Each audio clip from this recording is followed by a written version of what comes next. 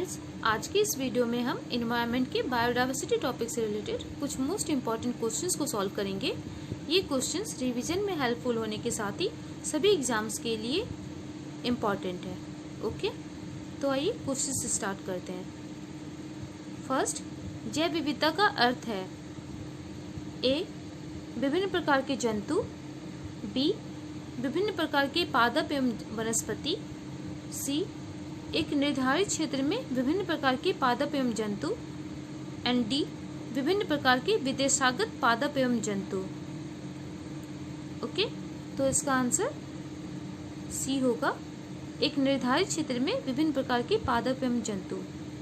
यहाँ निर्धारित क्षेत्र हो गया इकोसिस्टम, ओके, जिसे पारिस्थितिकी तंत्र बोलते हैं। तो जो इकोसिस्टम में different types of animals and plants जो पाए जाते हैं, उनकी विविधता ही जैव विविधता के रूप में परिभाषित की जाती है। ओके,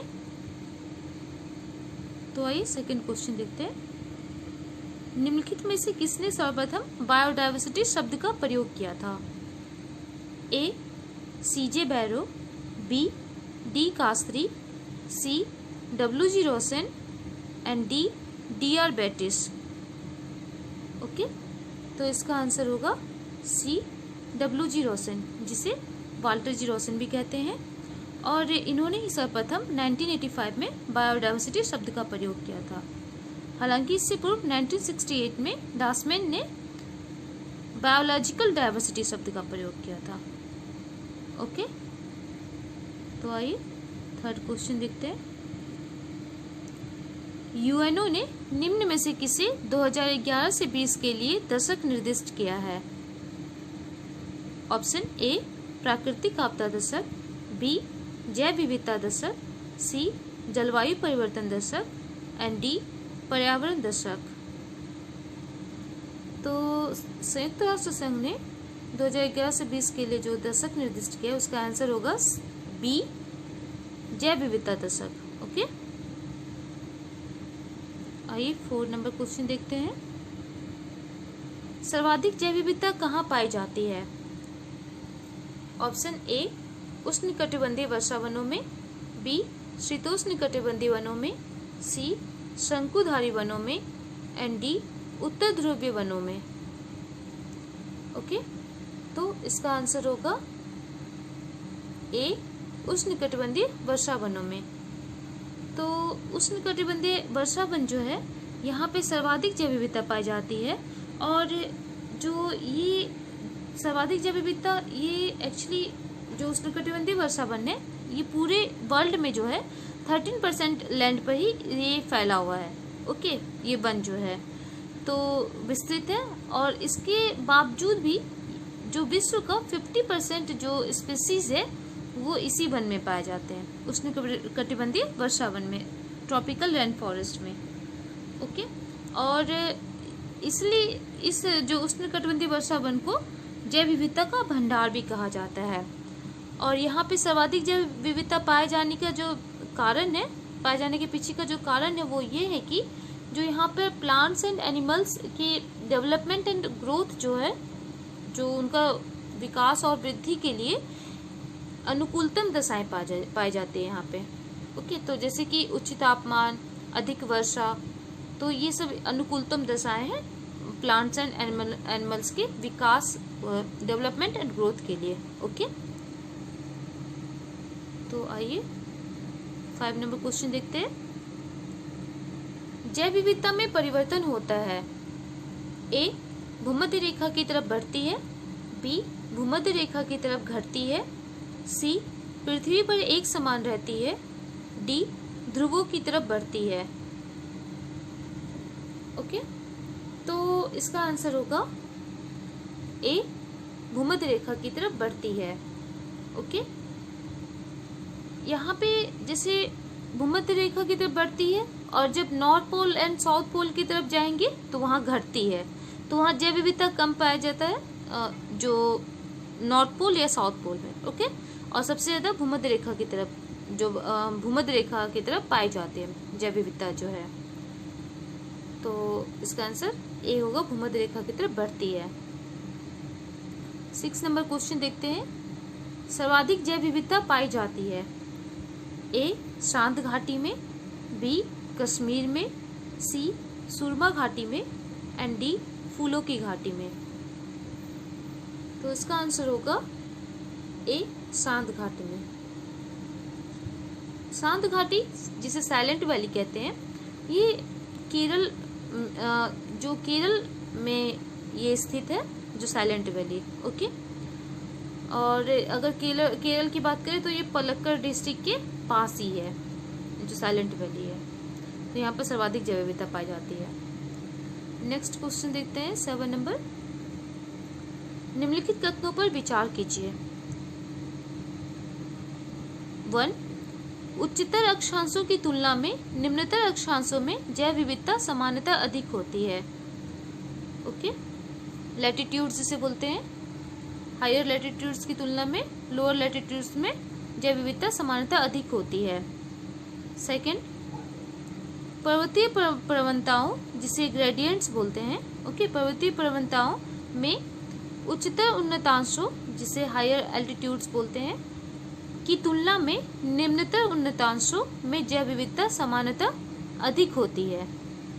ओके, तो अब यहाँ पे कूट में है ये इसका ऑप्शन, तो ऑप्शन देखिए क्या है।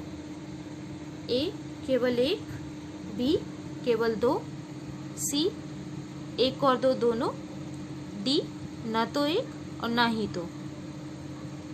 ओके, तो इसका आंसर होगा सी। ओके, यहाँ पे जो दोनों ही स्टेटमेंट सही है, क्योंकि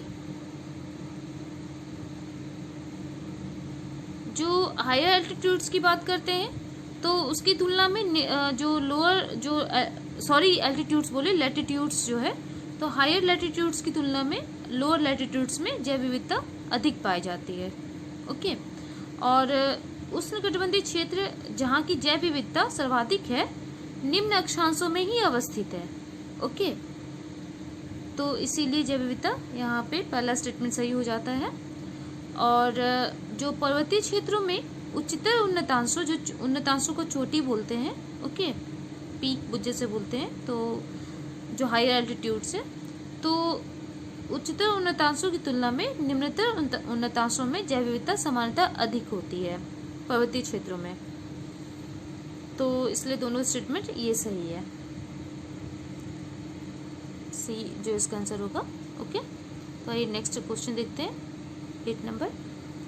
भारत में जैव विविधता के हॉट स्पॉट हैं। ओके, तो जैव विविधता के पहले तो हॉट स्पॉट देख लेते हैं कि है क्या। ओके, तो हॉट स्पॉट जो है ऐसे स्थान को कहा जाता है, ऐसे प्लेस को कहा जाता है जहाँ पर जातियों की जो स्पीसीज होती है उनकी पर्याप्तता, मतलब वो सफिशिएंट हो, तथा स्थानीय जातियों की अधिकता, जो एंडेमिक स्पीसीज होते हैं उनकी अधिकता पाई जाती है। ओके, लेकिन साथ ही इन जीव जातियों के जो स्पीसीज है के अस्तित्व पर निरंतर संकट बना हुआ हो।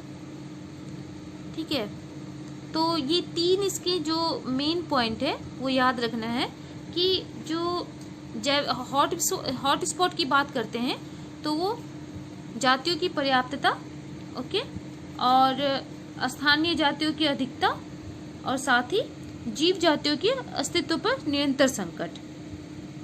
तो ये जो इनका है, ये 3 जो इम्पॉर्टेंट पॉइंट्स है, इसे याद रखना है। और जो इंडिया में ऐसे तो टोटल 36 है, जहाँ तक पता है कि 36 हॉट स्पॉट्स है पूरे वर्ल्ड में, और इंडिया की बात करें तो 4 है। ओके, तो भारत में 4 बायोडाइवर्सिटी हॉट स्पॉट है। तो वो कौन कौन से हैं? तो वो है ईस्ट हिमालय, जैसे पूर्वी हिमालय, पश्चिमी घाट, म्यांमार भारत सीमा एवं सुंडालैंड। ओके, तो ये 4 है। और जब अंडमान निकोबार की बात करते हैं तो अंडमान निकोबार द्वीप समूह जो है वो म्यांमार भारत सीमा तथा सुंडालैंड का ही भाग है। ओके, तो कंफ्यूज नहीं होना है कि अलग से है अंडमान निकोबार द्वीप समूह, नहीं, वो अलग नहीं है, वो म्यांमार भारत सीमा और सुंडालैंड का ही भाग है। और म्यांमार भारत सीमा तथा सुंडालैंड 4 में से 2 ये भारत का बायोडाइवर्सिटी हॉटस्पॉट है, और 2 जो है वो है पूर्वी हिमालय और पश्चिमी घाट। ओके, तो ये देखा हमने हॉटस्पॉट के बारे में जाना। अब आते हैं क्वेश्चन इसका सॉल्व करते हैं। तो भारत में जैव विविधता के हॉटस्पॉट है ए पश्चिमी हिमालय व पूर्वी घाट, बी पश्चिमी हिमालय व सुंदरबन, सी पूर्वी हिमालय व पश्चिमी घाट, एंड डी पूर्वी हिमालय व शांत घाटी। ओके, तो अभी मैंने जैसा मैंने बताया था कि उसमें 4 जो हॉटस्पॉट है, तो उसमें इसका आंसर होगा सी पूर्वी हिमालय व पश्चिमी घाट। ओके, तो ये 2 हॉट स्पॉट है भारत का। अब आते हैं नेक्स्ट क्वेश्चन 9 नंबर। निम्न में से कौन सा एक भारत का बायोडाइवर्सिटी हॉट स्पॉट नहीं है? ओके, तो इसमें से बोला है कि बायोडाइवर्सिटी हॉट स्पॉट नहीं है। तो option A Himalaya, B Vindhyan, C उत्तर पूर्वी भारत, एंड डी पश्चिमी घाट। ओके, तो इसका आंसर होगा बी विंध्यन। ओके, तो अभी जैसा कि हमने चर्चा किया था कि हिमालय है उत्तर पूर्वी भारत, जो कि पूर्वी हिमालय का अंश है। ठीक है, पूर्वी हिमालय और म्यांमार भारत सीमा की बात करें तो वो उत्तर पूर्वी भारत है। ओके, और पश्चिमी घाट तो है ही बायोडाइवर्सिटी, विंध्यन नहीं है। ओके, ये 3 है, विंध्यन नहीं है। अब आते हैं 10 नंबर क्वेश्चन। भारत के निम्नलिखित क्षेत्रों में से कौन से बायोडाइवर्सिटी की दृष्टि से हॉट स्पॉट माने जाते हैं? ओके, तो ये मैं यहाँ पे क्वेश्चन इसलिए मैंने ये तैयार किया है क्योंकि ये different types of questions hot spot से बनते हैं। ओके, तो वहाँ यहाँ पे कंफ्यूज नहीं होना है, इसलिए मैंने अलग अलग टाइप्स के क्वेश्चंस यहाँ पर लिए हैं। ओके, तो ये देखते हैं भारत के निम्नलिखित क्षेत्रों में से कौन से बायोडाइवर्सिटी की दृष्टि से हॉट स्पॉट माने जाते हैं? फर्स्ट पूर्वी हिमालय, सेकंड पूर्वी घाट, थर्ड पश्चिमी घाट, फोर्थ पश्चिमी हिमालय। ओके, तो इसका ऑप्शन कूट में है। तो कौन से हॉट स्पॉट माने जाते हैं? ऑप्शन है केवल 1 एवं 2, बी केवल 1 एवं 3, सी केवल 2 एवं 4, डी केवल 3 एवं 4। ओके, तो जैसा कि देखा हमने कि इसमें पूर्वी हिमालय वो है जैव विविधता हॉट स्पॉट है। ओके, और पश्चिमी घाट जैव विविधता हॉट स्पॉट है। ओके, तो ऑप्शन में देखते हैं 1 और 3 कहाँ है? बी में है। ओके, तो बी है इसका आंसर, 1 और 3 पूर्वी हिमालय और पश्चिमी घाट। ओके, अब आइए 11 नंबर क्वेश्चन देखते हैं। निम्नलिखित में से 3 मानकों के आधार पे, 3 मानकों की बात करें यहाँ पे, 3 मानकों के आधार पर पश्चिमी घाट श्रीलंका एवं इंडो बर्मा क्षेत्रों को जैव विविधता के हॉट स्पॉट्स के रूप में मान्यता प्राप्त हुई है। ओके, तो यहाँ पे बोल रहे हो कि जैव विविधता की जो हॉट स्पॉट्स के रूप में मान्यता प्राप्त हुई है वो 3 मानक कौन कौन से हैं? ओके, तो यहाँ पे ऑप्शन, यहाँ पे बहुत सारे नाम दिए हुए हैं, जैसे कि फर्स्ट है जाति बहुतायता, जाति बहुतायता जिसे स्पीसीज रिचनेस कहते हैं। ठीक है, सेकंड है वनस्पतिक घनत्व, वेजिटेशन डेंसिटी, थर्ड है स्थानिकता जिसे एंडेमिज्म कहते हैं। ओके, 4 है मानव जाति वनस्पतिक महत्व, 5 है आशंका बोध, 6 है वनस्पति एवं प्राणी जात का उष्ण एवं आर्द्र परिस्थितियों के प्रति अनुकूलन। ओके, तो यहाँ पे देख सकते हैं जाति बहुतायता। अब इसमें से हमें 3 मानक देखना है कि वो कौन कौन से हैं। तो जैसा कि मैंने बताया था अभी कि जो हॉट स्पॉट, जो जैव विविधता हॉट स्पॉट का 3 मानक, जो 3 इम्पोर्टेंट उसका पॉइंट है वो ये है कि सबसे पहला जो है वो जातियों की जो पर्याप्तता की बात करते हैं तो वो है जाति बहुतायता। ओके, ये फर्स्ट जाति बहुतायता, सेकंड हो जाएगा स्थानिकता। ओके, जो कि जैसा बोला था स्थानीय जातियों की अधिकता होनी चाहिए वहाँ पे। और थर्ड है आशंका बोध, threat perception. Okay, threat perception, आशंका बोध। और जैसे कि जीव जातियों के अस्तित्व पर निरंतर संकट। तो ये 3 मानक है, जाति बहुतायता, स्थानिकता, आशंका बोध। अब हम देखते हैं कि ऐसा ऑप्शन कहाँ है, 1, 3 एंड 5। ओके, तो ऑप्शंस 3 मानक, option A 1, 2 and 6, option B 2, 4 and 6, option C 1, 3 and 5, option D 3, 4 and 6। Okay, तो इसका आंसर होगा सी 1, 3 एंड 5। ओके, तो आइए अब नेक्स्ट देखते हैं 12 नंबर क्वेश्चन।